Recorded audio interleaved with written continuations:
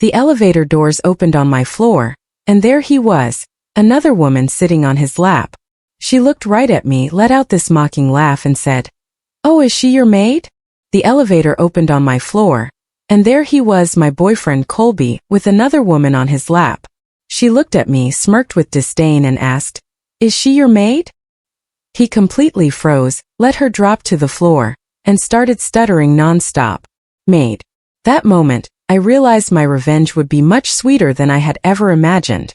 My name is Ella Garrison, 29 years old, a third-grade teacher at Forsyth Elementary in Savannah, Georgia. For 2 years I'd been dating Colby Brennan, 31, a landscape architect, heir to one of those Southern families where everyone has a portrait in the historical society and strong opinions about proper silverware placement. We lived separately because, according to his grandmother, Dona Eugenia, respectable people wait until marriage. Dona Eugenia was the kind of woman who could end your social life with a raised eyebrow at the country club. When she said jump, the entire family asked how high. While still mid-air, Colby worshipped her. His inheritance, a restored historical home worth millions, depended entirely on staying in her good graces, which made what happened next absolutely perfect. The Wednesday before Thanksgiving, I left school at 5:30 to meet Colby at his downtown office for dinner. We had reservations at the Gray, a converted Greyhound bus terminal-turned-fancy restaurant where you need connections just to get a table. I was wearing my favorite navy dress, the one Colby said made me look like Jackie Kennedy, and I'd actually blown out my hair instead of throwing it in my usual teacher bun. I parked in the garage, took the elevator to the 8th floor where his architecture firm occupied the entire level, and stepped into the corridor outside his office suite. That's when I saw them. Colby had a woman pressed against the wall outside his office door. A redhead in a skin-tight crimson dress that probably cost more than my monthly salary. Her arms were around his neck. His hands were on her waist, and they were making out like teenagers at prom. I stood there frozen, my purse dangling from my shoulder, watching my boyfriend of 2 years devour another woman's face 15 feet away from me. She saw me first.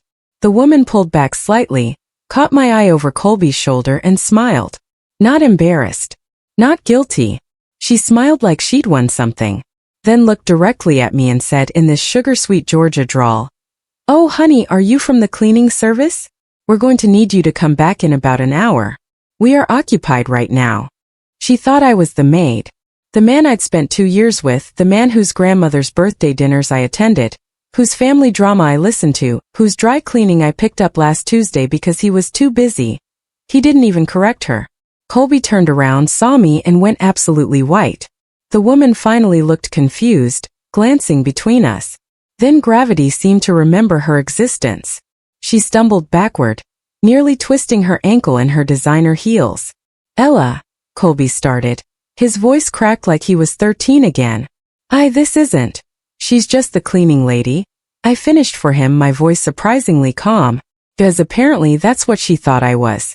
The redhead's face finally showed some recognition of the absolute disaster unfolding. She straightened her dress, grabbed her purse from where it had fallen on the floor, and actually had the audacity to look annoyed. "Colby, you said you were single." "I'll call you," he stammered to her, which was possibly the worst thing he could have said in that moment.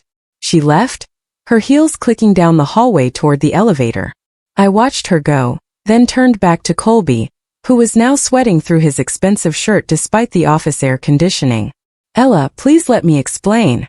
"Save it," I said and walked back to the elevator. He followed me, obviously panicking, trying to grab my arm. I pulled away. "Don't touch me. It's not what you think." "Really, Colby?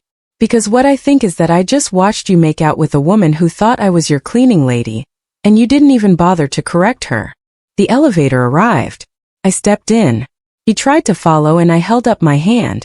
"Don't." The doors closed on his devastated face. My phone started ringing before I even reached my car. "Colby." I declined the call. It rang again immediately. Declined. By the time I pulled out of the parking garage, I had 12 missed calls. I drove home to my small apartment in the Victorian district. Nothing fancy, but it was mine. And right now that felt important. I changed into sweatpants, poured myself a very large glass of wine, and finally looked at my phone. 43 missed calls, 17 text messages, each more desperate than the last. Please answer. I can explain everything. She means nothing. I love you. Please don't do this. I didn't block his number. Not yet. I wanted him to think I might respond, might forgive, might give him another chance. Hope makes people sloppy. Instead, I finished my wine, poured another glass, and got curious. It took me exactly 20 minutes to figure out who she was. Instagram is a beautiful thing when you're motivated. Her name was Bellamy. No last name on her profile, just Bellamy Southern Charm. And she was a luxury lifestyle and interior design influencer with 48,000 followers. Her feed was full of gorgeous rooms, styled tablescapes, and wait. I scrolled back through 4 months of posts. That garden design? Colby's work. I recognized the stone pathway pattern he'd been obsessing over. That outdoor living space? His signature style with the curved built-in seating. That pool area? That was literally the Henderson project he'd shown me last month. She was using his designs to build her influencer career. And based on her captions, my boyfriend and I designed this space together, spending quality time with my love planning our dream home. She'd been telling her followers they were a couple. For 4 months. My phone buzzed. A message from a number I didn't recognize. Ella, please. I'm using a different number. I'm so sorry. Can we please talk? I'll come to you. I'll explain everything. This was a huge mistake. I stared at the message for a long moment, thinking about Donna Eugenia's Thanksgiving dinner tomorrow, the annual event where the entire Brennan clan gathered. Aunts, uncles, cousins, family, friends. At least 40 people crammed into that mansion for sweet tea, bourbon, and enough Southern propriety to choke a horse. Then I smiled. I typed back, okay, but not tonight. I need time to process. Let's talk at your grandmother's Thanksgiving tomorrow. I'll be there. His response was immediate. Thank you. Thank you. Thank you. I love you so much. I'll make this right. Sure he would. I had less than 24 hours to prepare. And in the South, revenge isn't just a dish served cold. It's served on the good china, in front of witnesses, with homemade pie for dessert. Sometimes the best revenge doesn't need weeks of planning. It just needs one night, one determined woman, and a matriarch who values truth over family loyalty. I didn't sleep much that night. Instead, I built my case like I was preparing a lesson plan for the world's most important third-grade presentation on why Colby Brennan is trash. By 3 a.m. I had screenshots organized chronologically, July through November. For solid months of Bellamy posting Colby's work while calling him her boyfriend. I had testimonials from her followers. I had dates, times, and enough evidence to convince anyone with functioning brain cells that this wasn't a misunderstanding. I finally fell asleep around 4 o'clock and woke up at 7 o'clock on Thanksgiving morning with a mission. First priority. Look absolutely devastating. Not revenge dress devastating. That's too obvious. I needed to look like the kind of woman who belongs in a historical mansion.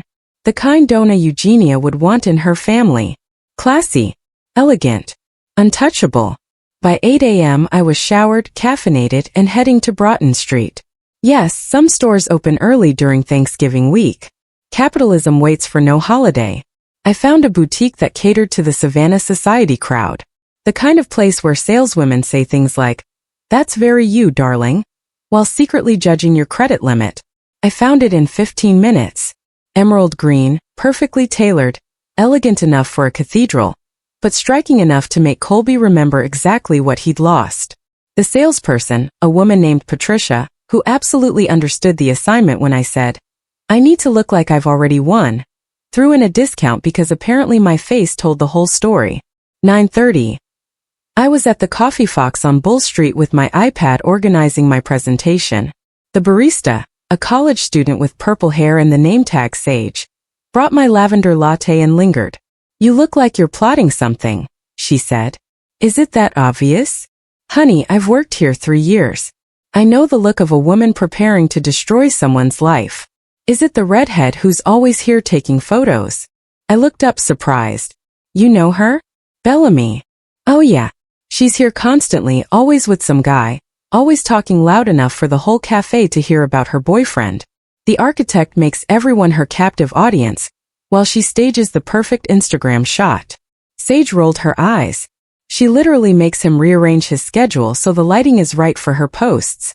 The guy always looks like he'd rather be anywhere else. Her boyfriend, I repeated. She specifically calls him that every single time. My boyfriend designed this. My boyfriend and I are planning our dream home. My boyfriend is taking me to Charleston this weekend. Girl doesn't shut up about him. I showed Sage a photo of Colby from my phone. Us at last month's fall festival laughing at the pumpkin patch. Her jaw dropped. That's your boyfriend was as of last night. Oh honey. Bellamy has been bringing him here every Tuesday and Thursday for months. She always introduces him as her boyfriend to literally everyone. Last week, she was showing someone her Pinterest board for their future wedding. I took notes. Actual notes. Tuesday and Thursday. For months. Pinterest wedding boards.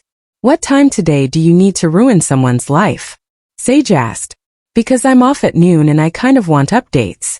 3 p.m. His grandmother's Thanksgiving dinner. Legendary. I'm manifesting your success. By 10:30 I was at Colby's office building. Marcus, the security guard, was working the holiday shift and looked surprised to see me. Miss Ella, you okay? Haven't seen you since. Well, since yesterday. Word travels fast in an 8th floor building.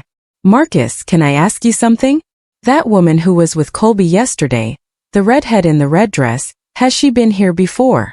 His face told me everything before he spoke. Miss Ella, I probably shouldn't.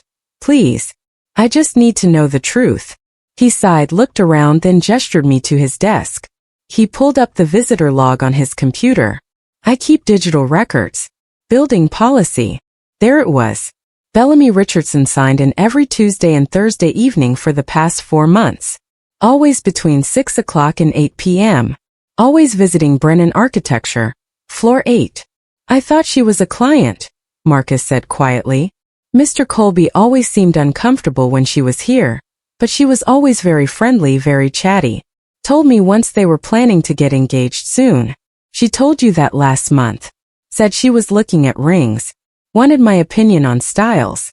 I said congratulations. Thought you two had. He stopped. Realization dawning. Oh no, Miss Ella. I'm so sorry. I didn't know. It's not your fault, Marcus. I took photos of the screen with my phone. Thank you for being honest. Whatever you're planning, he said as I left. I hope he deserves it.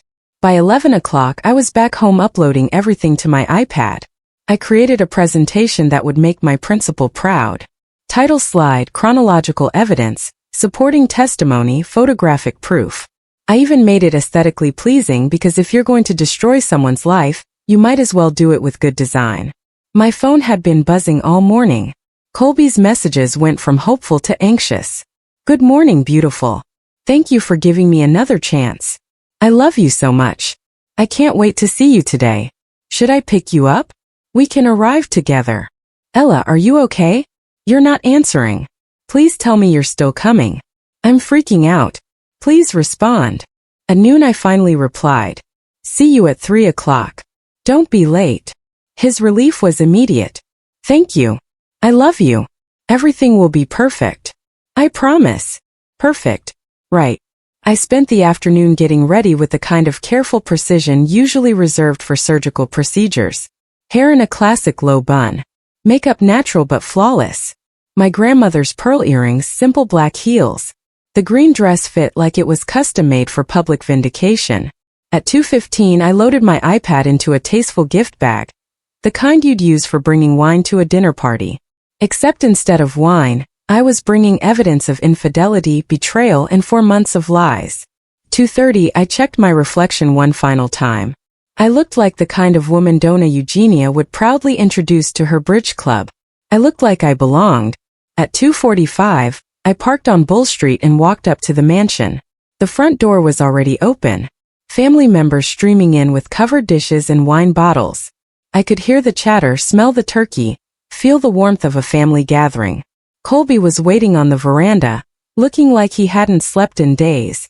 When he saw me, he practically ran down the steps. Ella, God, you look beautiful. Thank you for coming. Thank you for giving me another chance. I love you so much. Where's your grandmother? I asked pleasantly. Inside, greeting everyone. Ella, please. Can we talk privately first?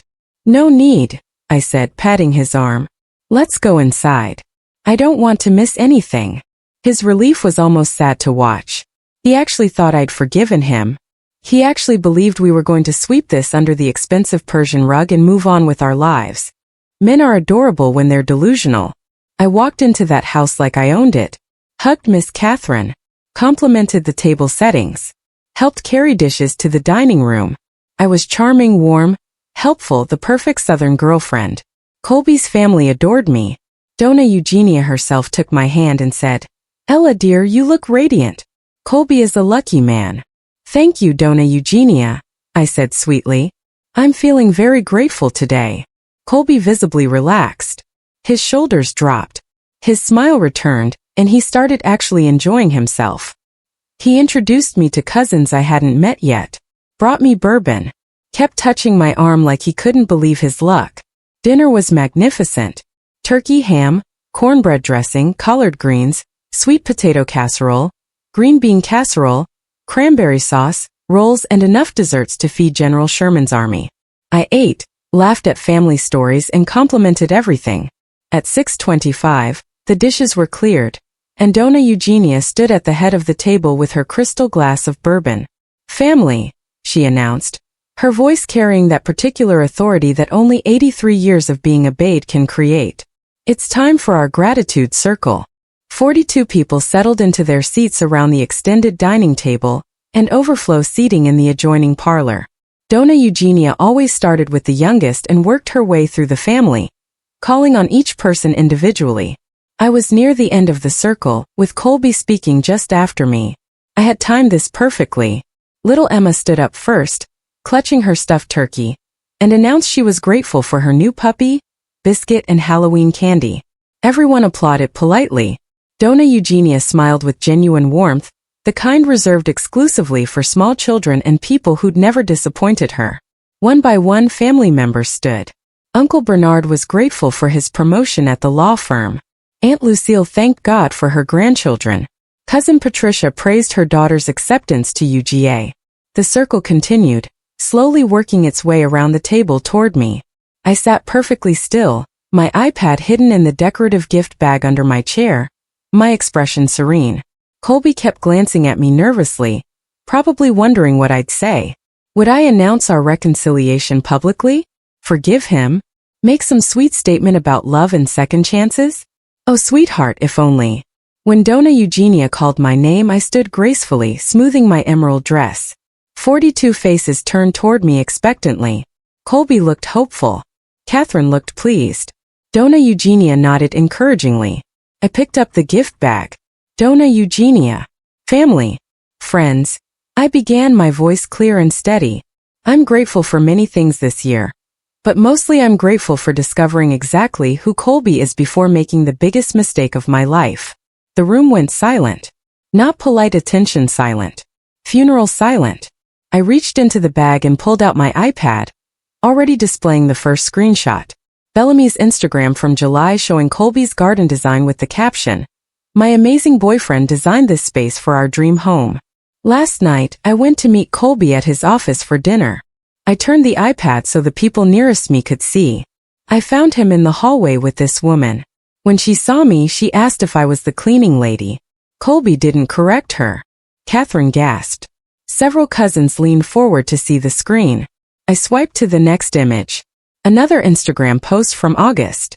Her name is Bellamy Richardson. She's a lifestyle influencer who's been using Colby's architectural designs to build her social media career. For the past 4 months, she's been telling her 48,000 followers that Colby is her boyfriend. Swipe. September post. Here she is claiming they designed this outdoor living space together. Swipe. October post. Here she is talking about their future engagement. I walked slowly around the table, letting people see each screenshot. Donna Eugenia's face had gone from warm to ice in approximately 4 seconds. Catherine was crying quietly. Uncle Bernard, the lawyer, was leaning in to read the captions. I spent this morning gathering evidence, I continued, my voice never wavering. This is the visitor log from Colby's office building. Bellamy Richardson signed in every Tuesday and Thursday evening, for 4 months after business hours. When the office was mostly empty, I showed the photos of the security logs. Marcus had highlighted Bellamy's name in yellow for me. Bless that man. I also spoke with the barista at the Coffee Fox this morning. I pulled out my phone reading from my notes. She confirmed that Bellamy brings Colby there every Tuesday and Thursday. Quote, she always introduces him as her boyfriend to literally everyone. Last week, she was showing someone her Pinterest board for their future wedding. The silence was deafening.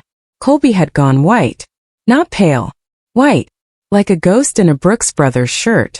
Colby has called and texted me approximately 200 times since last night, I said, returning to my seat and setting the iPad on the table in front of Donna Eugenia. He's apologized, begged, promised it meant nothing. He offered to buy me a house. He offered to get me a dog. A few shocked laughs broke the tension. Uncle Bernard muttered something that sounded like, unbelievable. But here's what I realized, I said, looking directly at Donna Eugenia. A man who lets another woman call his girlfriend the cleaning lady and doesn't correct her. A man who maintains a months-long relationship with someone who publicly claims to be his partner while dating someone else. That's not a mistake. That's a character flaw.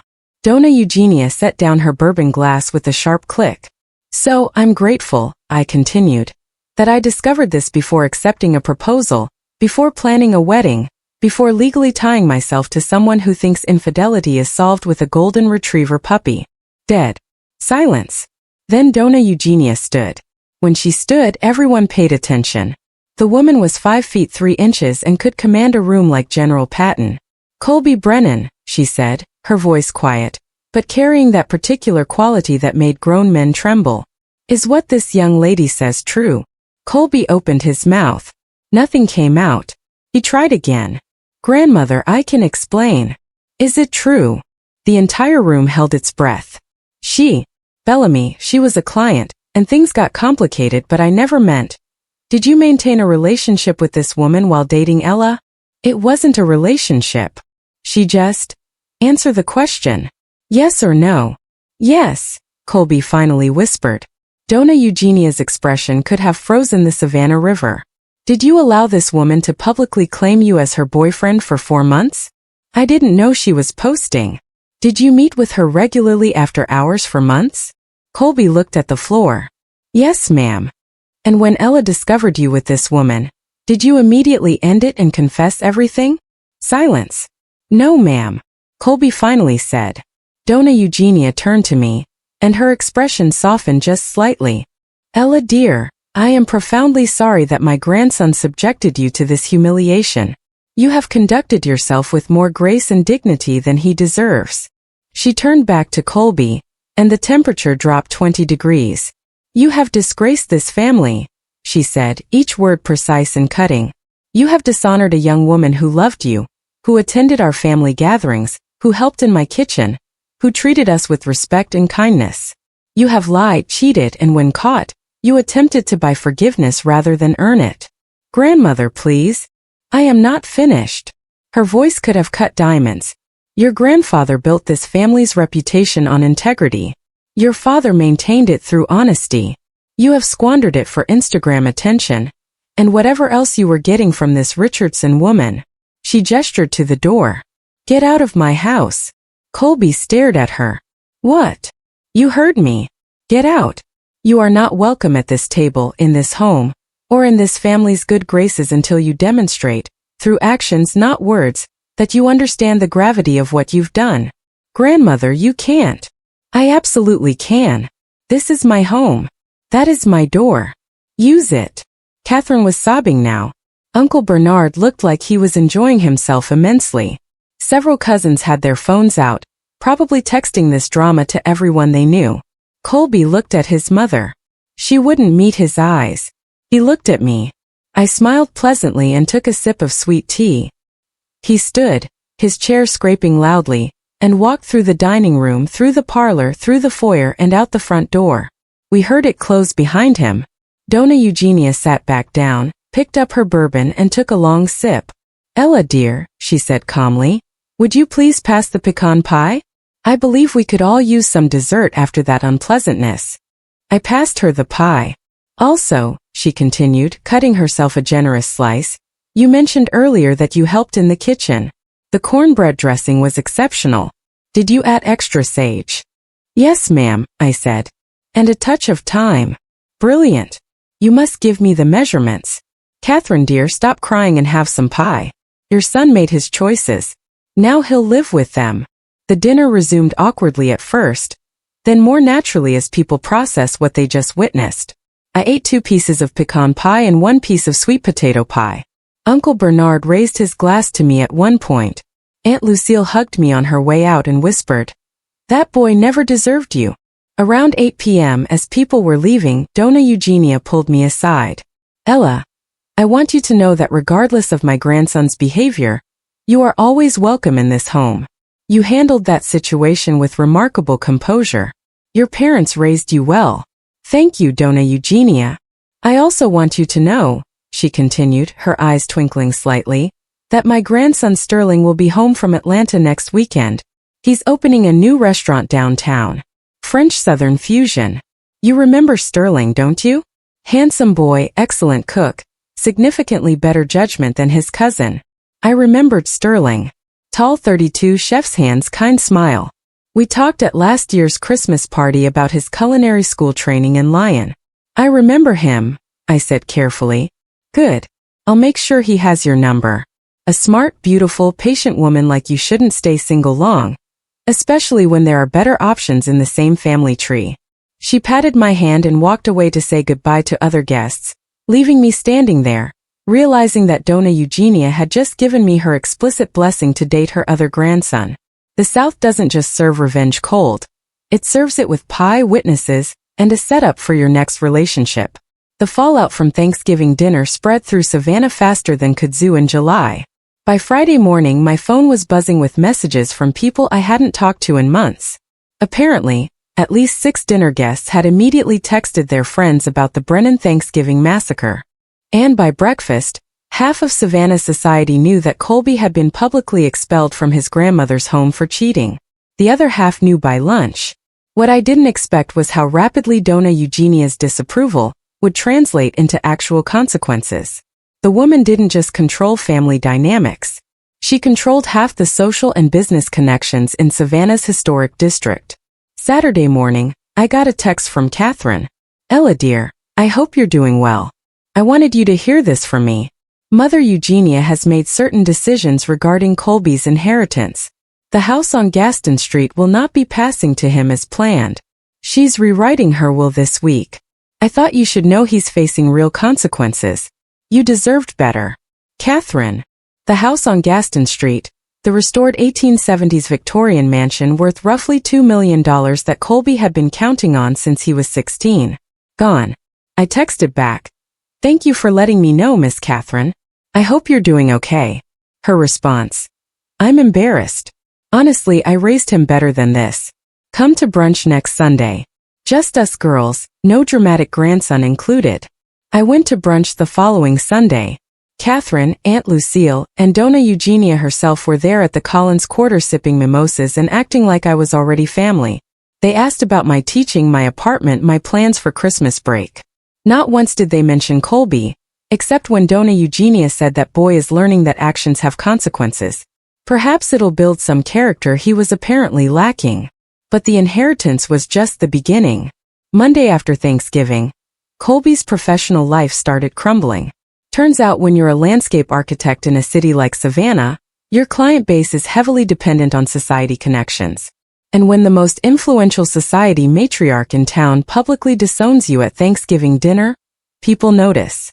I heard through Marcus, who texted me updates because apparently we were friends now, that 3 major clients had canceled their contracts with KB's firm by Tuesday. All 3 were friends of Donna Eugenia. One was her bridge partner. Another attended her church. The third was married to her late husband's former law partner. "Man looks like he aged 10 years, Marcus texted. "Hasn't shaved, looks rough." Wednesday I ran into Uncle Bernard downtown. He was coming out of his law firm on Broughton Street as I was walking past with coffee. "Ella," he waved me over, grinning. "I've been hoping to see you." That was the most entertaining Thanksgiving dinner I've attended in 40 years. My wife is still talking about it. I hope I didn't cause too much family drama, I said diplomatically. Drama? That was justice. And between you and me, he leaned in conspiratorially, Colby came to my office yesterday asking if he could contest Mother Eugenia's will changes. I told him, absolutely not. And even if he tried, no judge in Chatham County would rule against that woman. She's legendary. What did he say? He actually cried. 31-year-old man crying in my office about losing a house he never actually owned. Then he asked if I could help him get his clients back. I said no. He's not my client anymore either. I tried to feel bad. I really did. But the image of Colby crying about consequences was oddly satisfying. Thursday brought the Bellamy situation to its natural conclusion. Someone, and I have my suspicions it was one of the younger cousins at Thanksgiving, had posted about the dinner drama on a Savannah gossip forum. The story went viral locally, and people started identifying Bellamy from the Instagram screenshots that were apparently circulating. Her comment sections exploded. So, which architect boyfriend are we talking about today? Does the wife know about this post? This you claiming someone else's man? By Friday, Bellamy had lost over 15,000 followers. Her engagement rate tanked. Brands started pulling sponsorship deals. She posted a tearful apology video claiming she'd been misled and didn't know he had a girlfriend, which nobody believed because I'd literally been tagged in several of Colby's old Instagram posts. The internet is undefeated. Saturday, 1 week after Thanksgiving, Sterling came home to Savannah. Donna Eugenia had, true to her word, given him my number. He texted me Thursday evening. Hi Ella, this is Sterling. My grandmother gave me your number and strongly suggested I ask you to dinner. She's terrifying when she makes suggestions. So, would you like to have dinner with me this weekend? No pressure. Well, some pressure from grandmother, but you know how she is. I laughed out loud reading it. We met Saturday night at his new restaurant, Margaret's, named after his late mother. It was in a converted firehouse downtown, all exposed brick and warm lighting. He'd done French Southern fusion. Scallop soup with truffle oil, shrimp and grits with beurre blanc, fried chicken with herbes de Provence. I heard about Thanksgiving, he said over wine, his eyes kind. The whole family heard. Actually, the whole city heard. You're legendary now. I didn't mean to cause such a scene. Are you kidding? Colby had that coming for years. He's always been entitled. Grandmother spoiled him because he was the oldest grandson, and it went to his head. Sterling paused. I'm sorry that happened to you. You deserved better. I'm getting better, I said, meeting his eyes. He smiled. The man had a devastating smile. We dated casually through December. Coffee dates, walks through Forsyth Park, dinners at restaurants around the city. He was funny, thoughtful, and refreshingly honest. No games, no secret Instagram girlfriends. Just a genuinely good man who cooked incredible food and made me laugh. Christmas came. The Brennan family had their annual party at Donna Eugenia's mansion. Colby wasn't invited. I was. I brought Sterling as my date. The irony wasn't lost on anyone. Colby's business continued struggling. By January, I heard through the family grapevine that he'd lost 7 major clients total. His firm was considering letting him go, and he'd moved into a small apartment in Pooler, basically Savannah's least desirable suburb. The architectural magazine that was going to feature his work canceled the spread after the scandal broke. Bellamy had dropped to 33,000 followers and had pivoted to wellness and healing content, which apparently meant posting yoga poses and inspirational quotes about learning from toxic relationships. The comments were ruthless. Girl, you were the toxic relationship. Healing from what? Getting caught. Namaste away from other people's boyfriends. Meanwhile, I got a raise at Forsyth Elementary for my work on the new reading curriculum. My third graders won the district spelling bee. Sterling's restaurant got a glowing review in Savannah magazine. Donna Eugenia invited me to the Easter dinner planning committee, which apparently meant I was officially considered family now. February brought the final twist I never saw coming. Catherine called me on a Tuesday afternoon. Ella, I wanted you to hear this from me. Colby is moving to Charlotte. He got a job offer with a firm up there. Smaller role, less pay, but it's a fresh start. He's leaving in 2 weeks. How is he? I asked, surprising myself by actually caring slightly. Humbled. Broke. Single. Bellamy dumped him in December when her follower count dropped, which was poetic. He asked about you last week. Wanted to know if you were happy. What did you tell him? That you're dating Sterling? That you look radiant? And that he lost the best thing that ever happened to him. Then I told him to pack his boxes and learn something from this disaster. Colby left Savannah on March 1st. I know because Sterling and I were having brunch at the Collins Quarter that day, the same restaurant where I'd had brunch with the Brennan women, and we saw him driving past with a U-Haul attached to his car. Sterling saw me notice. You okay? Yeah, I said honestly. I really am. Good. Because grandmother is hosting her birthday dinner next month, and specifically requested that I bring you. Fair warning, she's going to ask when we're getting engaged. She asks me every time I see her. It's been 4 months, Sterling. I'm aware. I keep telling her that. She says, when you know you know. He grinned. She knew after one Thanksgiving dinner that you were a keeper. I laughed. Your grandmother is terrifying and wonderful. She really is. She also rewrote her will. Did you know that? I heard something about that. The Gaston Street house? She's leaving it to me now. Said I'd have better use for it than Colby ever would. Something about shared values and character. He took my hand across the table. She also said I should propose to you in the garden there when the magnolias bloom. Direct quote. Sterling, I'm not proposing. Not yet. I'm just saying when an 83-year-old woman who controls half of Savannah gives you romantic advice, you listen. The magnolias bloomed in April. Looking back now, a year and a half after that Thanksgiving dinner, I can honestly say finding your boyfriend making out with someone who thought you were the cleaning lady was the best thing that ever happened to me. I know how that sounds. Trust me, I wouldn't have believed it either when I was standing in that 8th floor hallway watching my 2-year relationship implode. But here's what I've learned. Sometimes the trash takes itself out. And sometimes it takes an entire family with impeccable social connections to make sure that trash stays gone. Sterling proposed in April, exactly when Donna Eugenia predicted. In the garden of the Gaston Street house with the magnolias in full bloom, we got married that October in a ceremony at the Cathedral of St. John the Baptist with 200 guests. Donna Eugenia cried. Actually cried during the vows. Catherine told me I was the daughter she'd always wanted. Uncle Bernard gave the most hilarious toast about how I'd upgraded within the same family tree, which showed excellent practical judgment. Colby sent a card from Charlotte, just a card, no gift. It said, "Congratulations, you deserve to be happy." Sterling threw it away before I could overthink it. We live in the Gaston Street house now. Donna Eugenia signed it over to Sterling as a wedding gift with the stipulation that we host Thanksgiving dinner once she's too old for such nonsense, which we all know means never. The woman will be hosting Thanksgiving dinners from beyond the grave if she can manage it. I still teach 3rd grade at Forsyth Elementary. My students still ask why I smile so much. I tell them it's because I love reading and grammar, but honestly, it's because I wake up next to a man who brings me coffee in bed, and never once has made me question whether I'm valued.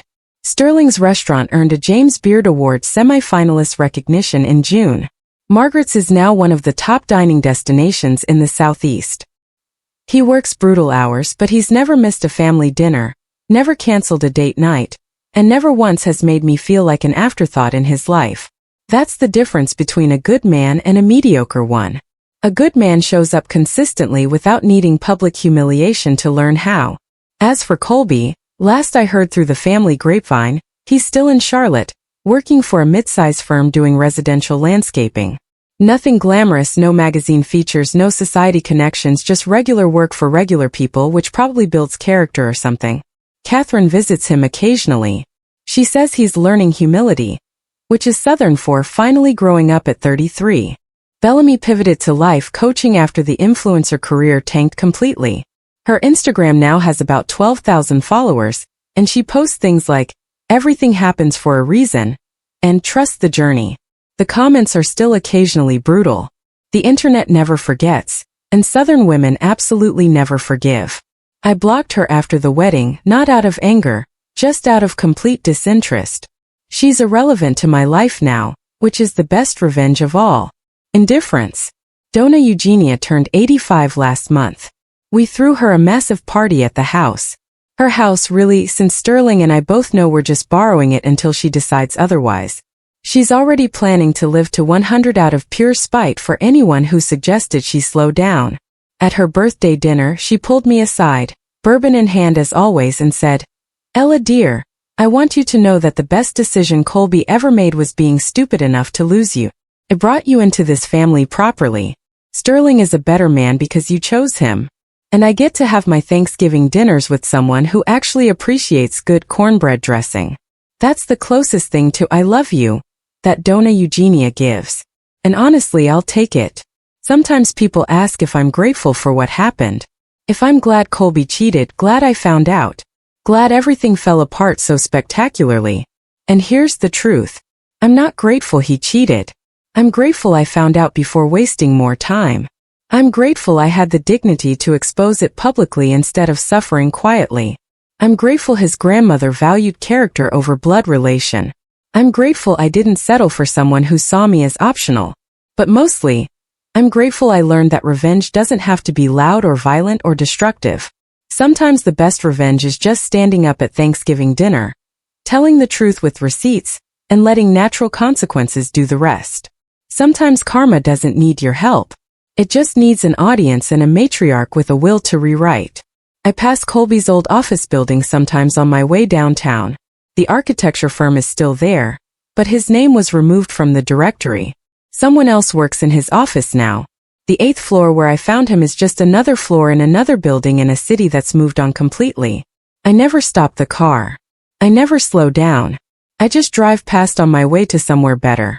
Usually with Sterling's hand in mine.